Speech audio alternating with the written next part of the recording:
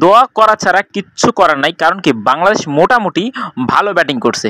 কিন্তু এর মধ্যে একটা কিন্তু আছে, সেটা হলো গত যে ওয়ানডে ম্যাচটা খেলছে ওইখানে কিন্তু বোলাররা, বাংলাদেশি বোলাররা 244 রানে শ্রীলঙ্কাকে অল আউট করে দিয়েছে।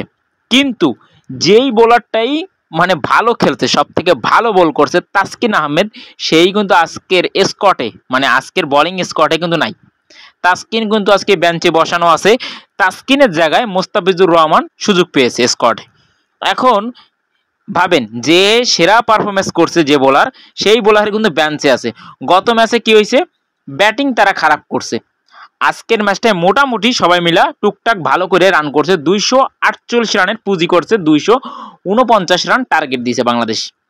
এখন যদি বোলিং খারাপ করে তাহলে ব্যাটিং এর কোনো দোষ নাই, ঠিক আছে। আর আপনারা সবাই কিন্তু জানেন, একদিন যদি ব্যাটিং ভালো করে তাহলে পরের দিন মানে ব্যাটিং খারাপ করবে, তাও একদিন যদি বোলিং ভালো করে তাহলে পরের দিন কি বাংলাদেশ বোলিং খারাপ করবে। তো আজকে যেহেতু তারা ব্যাটিং ভালো করছে, তো নিয়ম অনুযায়ী তারা বোলিং আজকে কি খারাপ করবে। তো এখন শুধুমাত্র আপনারা উজু মুজু করে আসেন, সবাই উজু টুজু কইরা জায়নামাজে বসবেন, জায়নামাজে বসে তারপরে কিন্তু আপনারা খেলাটা দেখবেন। যখনই দেখবেন যে বলে মাইর খেয়েছে তখনই কি দোয়া করতে হবে, কারণ কি দোয়া ছাড়া কোনো বিকল্প নাই বাংলাদেশের টিমের জন্য। আপনারা কি করতে পারেন, সবাই দোয়া করতে পারেন। আমি কিন্তু এখন নিজেও যাব উজু করব, ঠিক আছে। আর উজু করার সময় অবশ্যই চোখ কান খোলা রাখবেন, কানে হেডফোন ব্যবহার করবেন, কারণ যে কোনো মুহূর্তে বাংলাদেশের উইকেট পড়ে যেতে, বাংলাদেশের উইকেট নেই আজকেরা, যে কোনো মুহূর্তে বাংলাদেশ 6-4 খাইয়া ম্যাচটা হারিয়ে যেতে পারে।